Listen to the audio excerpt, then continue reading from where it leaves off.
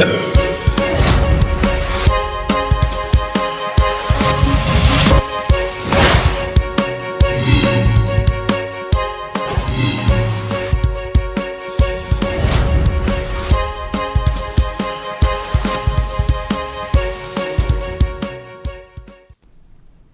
जन टीवी देख रहे हैं आप। मैं श्वेता शर्मा आपके साथ। खबरों की शुरुआत से पहले एक नजर डालेंगे अभी की हेडलाइंस पर। उत्तराखंड में लोकतंत्र का पर्व नगला तराई में सीएम धामी ने मां के साथ किया मतदान। मंत्री रेखा आर्य ने अल्मोड़ा में डाला वोट। शाम 5 बजे तक कर सकेंगे मत का प्रयोग। कीवी की खेती बनी किसानों की तरक्की की सीढ़ी। 13 लाख से बढ़कर 170 लाख पहुंची आय। सीएम धामी ने एक्स पर पोस्ट कर जताई खुशी।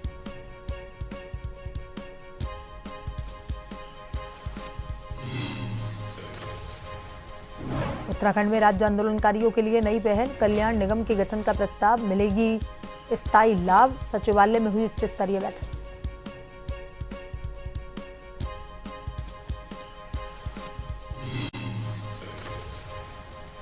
उत्तराखंड एसटीएफ की कार्रवाई। हथियार तस्कर रजत सिंह असम से गिरफ्तार। 8 पिस्टल बरामद। मध्य प्रदेश से मंगवा रहा था हथियार। अंतर्राष्ट्रीय नेटवर्क से जुड़े तार। अब तक 15 गिरफ्तार। देहरादून में बदला मौसम का मिजाज। येलो अलर्ट जारी। नैनीताल बागेश्वर में भारी बारिश की चेतावनी।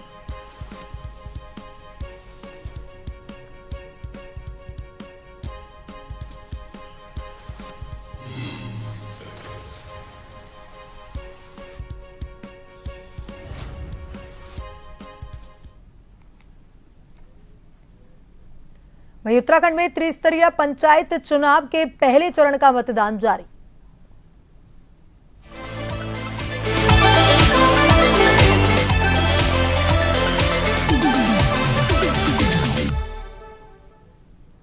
उत्तराखंड में त्रिस्तरीय पंचायत चुनाव के पहले चरण का मतदान जारी है। खटीमा के नगला तराई में लोकतंत्र के इस पर्व में लोगों ने पूरे उत्साह से भागीदारी की। त्रिस्तरीय पंचायत चुनाव के पहले चरण में खटीमा के नगला तराई क्षेत्र से एक प्रेरणादायक तस्वीर सामने आई। यहां सीएम धामी मां के साथ मतदान केंद्र पहुंचे। मतदाताओं ने अपने मताधिकार का प्रयोग कर लोकतंत्र की जड़ों को और मजबूत करने का संदेश दिया।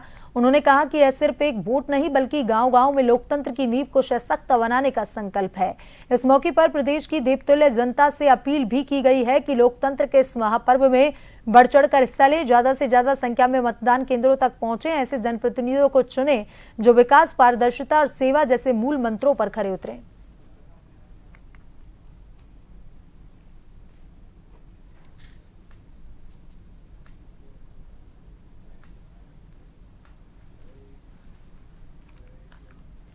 अल्मोड़ा में आज त्रिस्तरीय पंचायत चुनाव के तहत कैबिनेट मंत्री रेखा आर्य ने सोमेश्वर में मतदान किया। बता दें कि मंत्री रेखा शहीद विशन सिंह वोरा अटल उत्कृष्ट राजकीय इंटर कॉलेज स्थित मतदान केंद्र पर पहुंची, जहां उन्होंने आम मतदाताओं की तरह कतार में लगकर के अपने मताधिकार का प्रयोग किया। जिसके बाद उन्होंने जनता से अपील करते हुए कहा कि लोकतंत्र का सबसे बड़ा पर्व मतदान है और प्रत्येक नागरिक को इसमें भाग लेकर अपने कर्तव्य का पालन अवश्य करना चाहिए। उसके लिए मतदान हुआ है। मैंने भी अपना मतदान किया है, अपना कर्तव्य, अपना दायित्व का आज निर्वहन किया है। मैं अधिक से अधिक लोगों से कहूँगी कि आज जो प्रथम चरण में जिनका मतदान है वो निश्चित रूप से, चूँकि उन्होंने अपने प्रधान बनाने हैं, अपने बीडीसी बनाने हैं और अपने जिला पंचायत बनाने हैं और इन्हीं के माध्यम से एक ब्लॉक स्तरीय संस्था डेवलप होनी है, यानी कि ब्लॉक बनना है। उसी के माध्यम से जो है जिला पंचायत अध्यक्ष बनने हैं। तो स्वाभाविक रूप से एक छोटी छोटी कड़ी से बड़ी भूमिकाएं अदा होने जा रही हैं और एक बड़े स्तर जो राज्य सरकार की सरकार है, उसके बाद से एक पंचायत की सरकार, एक ब्लॉक की सरकार बनने जा रही है। तो मैं बहुत शुभकामनाएं देती हूँ जो प्रत्याशी उम्मीदवार आज जो इस चुनावी मैदान में उतरते हुए इस लोकतंत्र का उत्सव को मना रहे हैं। मैं अधिक से अधिक अपील करूंगी लोगों से कि वो इस उत्सव को जो है अपना मतदान करते हुए उसको भव्य और दिव्य बनाएं, ताकि जो है लोकतंत्र का जो ये महोत्सव है ये निश्चित रूप से तभी फलार्थ होगा जब हम मतदान में मत प्रकट करते हुए एक सही व्यक्ति को अपने, चाहे वो ब्लॉक स्तर पर पहुंचाने का काम करे, चाहे जिला स्तर पर पहुंचाने का काम करे, चाहे ग्राम प्रधान बनाने का काम करे, क्योंकि उसी के आगे जो है हमारे विकास कार्य। सीएम योगी आदित्यनाथ को और अब बढ़ते हैं खबरों की तरफ। उत्तराखंड में पंचायत चुनाव के पहले चरण के मतदान की शुरुआत के साथ ही राजनीतिक बयान भी तेज हो गए हैं। महिला कांग्रेस की प्रदेश अध्यक्ष ज्योति रौतेला ने भाजपा सरकार पर निशाना साधते हुए कहा कि इस बार पंचायत चुनावों में कांग्रेस पार्टी की स्थिति मजबूत है और जनता का झुकाव कांग्रेस की ओर स्पष्ट रूप से दिखाई दे रहा है। उन्होंने कहा कि भाजपा प्रदेश में बीते 8 वर्षों से सत्ता में है, लेकिन नीतियों और कामकाज के स्तर पर पूरी तरह से विफल रही है। का चुनाव का जो माहौल इस वक्त बना हुआ है वो कहीं ना कहीं जो आंकड़े दिख रहे हैं उससे ये लग रहा है कि कांग्रेस पार्टी इसमें बहुत अच्छी जा रही है। लोगों का मन है, लोग जानते हैं कि भाजपा की सरकार पिछले 8 साल से इस प्रदेश में सत्ता में है और उन्होंने कोई काम नहीं करे। तो जो 8.5 साल का भाजपा का कार्यकाल है पूरी तरह से विफल रहा है और पंचायत का चुनाव इस वक्त कांग्रेस पार्टी अच्छे मतों से जीतेगी। कांग्रेस के जो समर्पित प्रत्याशी हैं वो जीतेंगे, ये मुझे पूरी उम्मीद है। और जिस तरीके का माहौल पूरे प्रदेश में ये आने वाले 2027 की हमारी तैयारी रही। वहीं चंपावत जिले के लोहाघाट में पंचायत चुनाव के लिए प्रथम चरण का मतदान जारी, जिसको लेकर मतदाताओं में काफी उत्साह देखा जा रहा है। सुरक्षा के लिए मतदान केंद्रों पर पुलिस बल तैनात किया गया है। मतदान को लेकर पुलिस प्रशासन अलर्ट है। जोनल मजिस्ट्रेट हितेश ने सभी बूथों का निरीक्षण किया।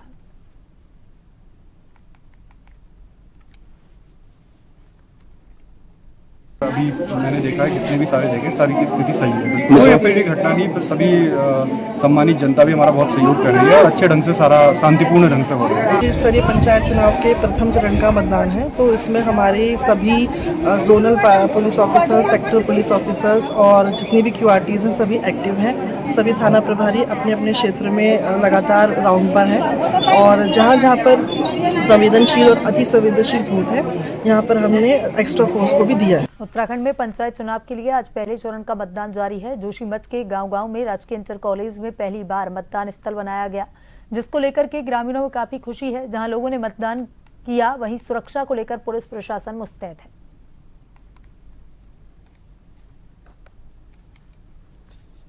मेरे को पता नहीं मिला, वो क्या कह रहे हैं उनके पत्नी मतदान देने के लिए आशा करती हूँ कि सभी लोग यहाँ मतदान दें और बहुत अच्छा लगा मुझे यहाँ मतदान देते हुए, क्योंकि ये पहली बार मैं मतदान दे रही हूँ। इस समय जन टीवी की टीम ग्राम सभा बड़गांव के मतदेय स्थल में मौजूद है, जहां पर आज त्रिस्तरीय पंचायत चुनाव की तैयारियां यहां पर जोरों शोरों पर देखने को मिल रही है। और आपको बता दें कि आज त्रिस्तरीय पंचायत चुनाव मतदेय स्थल में लोग किस तरीके से पहुंचे हुए हैं, मैं आपको तस्वीरों के माध्यम से दिखाना चाहता हूं। प्रथम वार्ड में आप देख सकते हैं यहाँ पर किस तरीके से जो मतदाता हैं, कई इनमें से नए मतदाता भी देखे जा रहे हैं। और आप देख सकते हैं यहाँ पर तमाम जो मतदान करने के लिए जो पहुंचे हुए लोग, आप उनकी भीड़ देख सकते हैं। और बड़ी बात तो यह है कि यहाँ पर शासन प्रशासन की टीम यहाँ पर इस वक्त मौजूद है, पुलिस प्रशासन की टीम चप्पे चप्पे पर मौजूद है। पीछे भी आप देख सकते हैं यहाँ पर एक मध्य स्थल जो बनाया गया है, वहाँ पर महिलाओं की किस तरीके से यहाँ पर भीड़ देखने को मिल रही है। इस वार्ड में भी अगर बात की जाए तो इस वार्ड में भी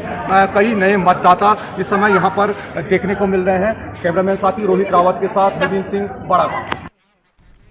प्रदेश में आज त्रिस्तरीय पंचायत चुनाव के प्रथम चरण का मतदान जारी है, तो वहीं डोईवाला ब्लॉक में 28 जुलाई को दूसरे चरण की वोटिंग होगी।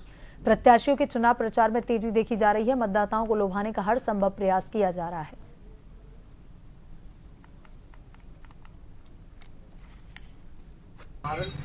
अपने पक्ष में वोट मांग रहा हूं, जिसमें मुझे अपार समर्थन मिल रहा है और जनता जो है बदलाव की ओर है, क्योंकि 10 साल में जो एक प्रतिनिधित्व किया है, आप बड़े बारीकी से, आप तो सारे क्षेत्र में घूम रहे हैं, आप नालियों की स्थिति, सड़कों की स्थिति देख सकते हैं कि जिसे वो विकास बता रहे हैं वो आज क्या स्थिति है। और फिर अब तीसरी बार झूठे वादे करके लोगों के घरों की फोटोआं खींची जा रही हैं, आवास दिलाने की बात की जा रही है।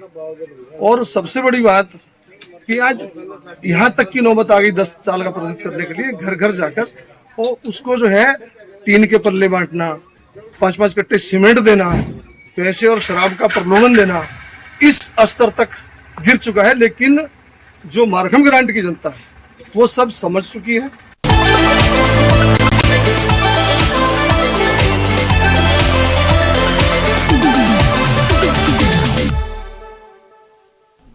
उत्तराखंड में किसानों की आय बढ़ाने की दिशा में एक नई कहानी लिखी जा रही है। प्रदेश सरकार के प्रयासों से कीवी की खेती अब लाभकारी खेती का नया उदाहरण बन चुकी है। वर्ष 2022-23 में कीवी का उत्पादन 100 क्विंटल रहा, जिससे किसानों को करीब 13 लाख की आय हुई। लेकिन अगले ही वर्ष 2023-24 में उत्पादन 11 गुना बढ़कर 1150 क्विंटल तक पहुंच गया और किसानों की कमाई 170 लाख यानी कि 1.7 करोड़ रुपए तक पहुंच गई है। यह आंकड़े बताते हैं कि सरकार द्वारा दी गई तकनीकी मदद, प्रशिक्षण और मार्केट एक्सेस जैसी योजनाओं का असर अब जमीन पर दिखाई देने लगा है। बढ़ता हुआ उत्पादन और उससे हुई आमदनी न केवल किसानों की आर्थिक स्थिति को मजबूती दे रही है, बल्कि राज्य सरकार के विजन को भी धरातल पर साकार कर रही है।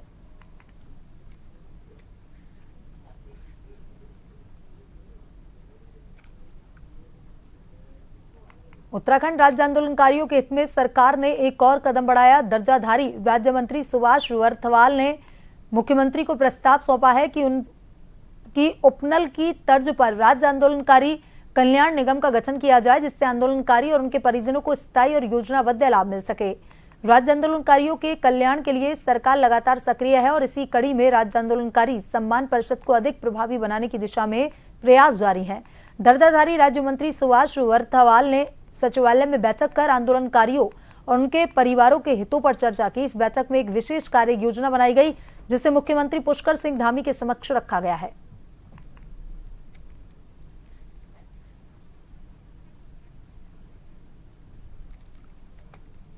यह आंदोलनकारी सम्मान परिषद जो राज्य के तमाम आंदोलनकारियों के कल्याणार्थ उसका जो है निर्माण किया गया है।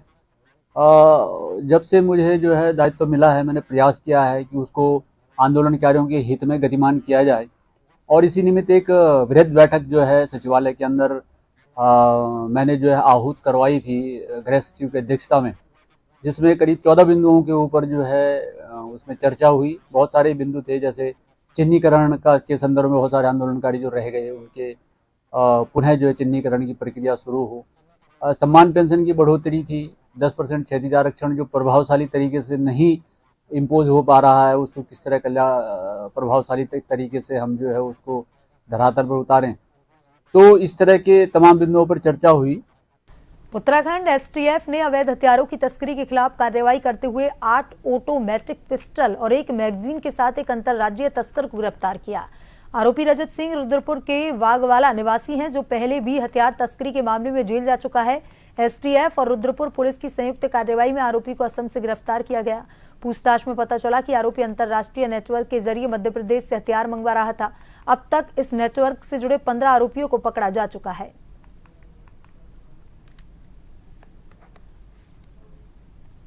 एसटीएफ द्वारा जो 3 इलीगल वेपन्स के जो गैंग है इनको बस्ट किया गया है, जिसमें कि एक पहला चीनू पंडित गैंग था, ग्रुप था, जिससे कि 3 पिस्टल और एक सीएमपी मिला था। फिर उसके बाद एक न्यूजीलैंड बेस्ड एक गैंग था और जो जिसका मास्टरमाइंड न्यूजीलैंड लोकेशन जिसकी है, और उसमें 2 पिस्टल काशीपुर से बरामद हुए थे। उसी कड़ी में तीसरा गैंग है जिसमें कि ये खजान सिंह एक अरेस्ट हुआ है। ये बागवाला रुद्रपुर का रहने वाला है। पूर्व में भी इस पर मुकदमा है लूट का और इलीगल वेपन सेल का। इससे 8 पिस्टल सेमी ऑटोमेटिक पिस्टल जो हैं ये बरामद हुई हैं और इसके साथ जो 3 लोग और थे, युवराज, जगजीत और गुड्डू, ये 3 फरार हो गए हैं। तो ये वांटेड हैं हमारे। तो ये लोग मध्य प्रदेश से लेके आए थे पिस्टल, और जो बैकवर्ड लिंकेजेस है जहाँ से पिस्टल लेके आए थे उनसे भी हम जांच कर रहे हैं और मध्य प्रदेश पुलिस से भी हमने संपर्क किया है। रामनगर में आज सुबह गरजिया माता मंदिर के पास हादसा हुआ है, जहां सुंदरखाल गांव से ढिकुली स्थित राजकीय इंटर कॉलेज जा रहे स्कूली बच्चों से भरे टेम्पो को एक तेज रफ्तार कार ने टक्कर मार दी, जिसमें 8 स्कूली बच्चों सहित ड्राइवर और एक बुजुर्ग यात्री घायल हो गया। हादसे के बाद स्थानीय लोगों ने तुरंत सभी घायलों को रामदत्त संयुक्त चिकित्सालय पहुंचाया, जहां प्राथमिक उपचार के बाद 2 बच्चों की गंभीर हालत में हायर सेंटर रेफर कर दिया गया। फिलहाल पुलिस आगे की कार्रवाई में जुट गई है।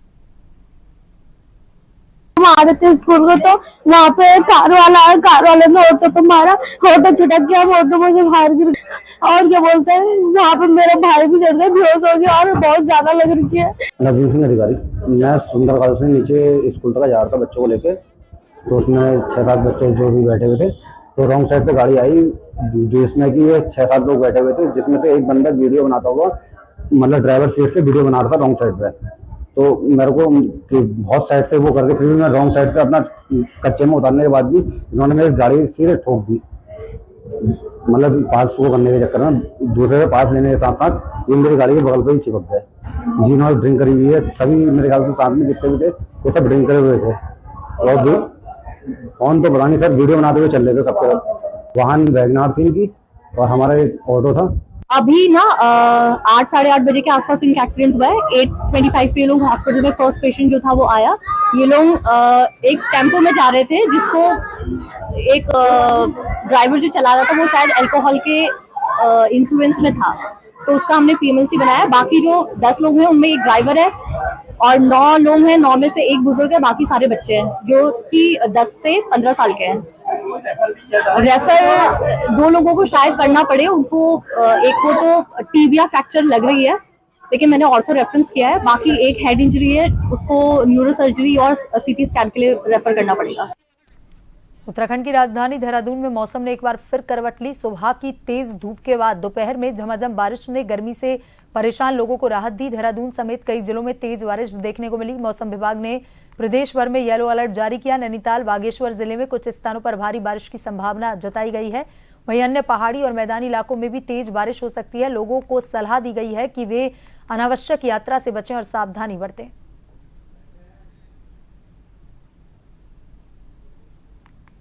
और नजर डालेंगे अभी की हेडलाइंस पर।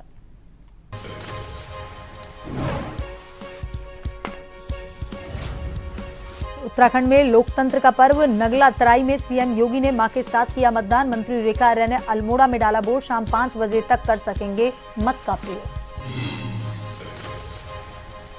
कीवी की खेती बनी किसानों की तरक्की की सीढ़ी। 13 लाख से बढ़कर 170 लाख पहुंची आय। सीएम धामी ने एक्स पर पोस्ट कर जताई खुशी।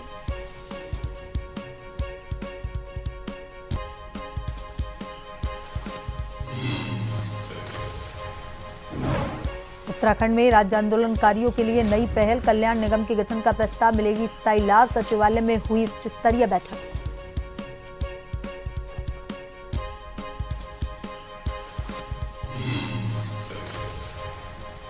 उत्तराखंड STF की कार्रवाई। हथियार तस्कर रजत सिंह असम से गिरफ्तार। 8 पिस्टल बरामद। मध्य प्रदेश से मंगवा रहा था हथियार। अंतर्राष्ट्रीय नेटवर्क से जुड़े तार। अब तक 15 गिरफ्तार।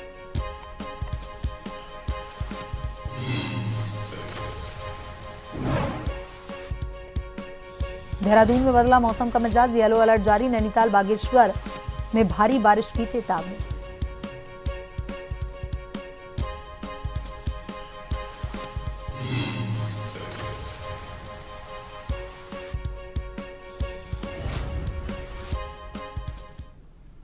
बुलेटिन में अभी तक के लिए इतना ही। बने रहिए जन टीवी के साथ। नमस्कार।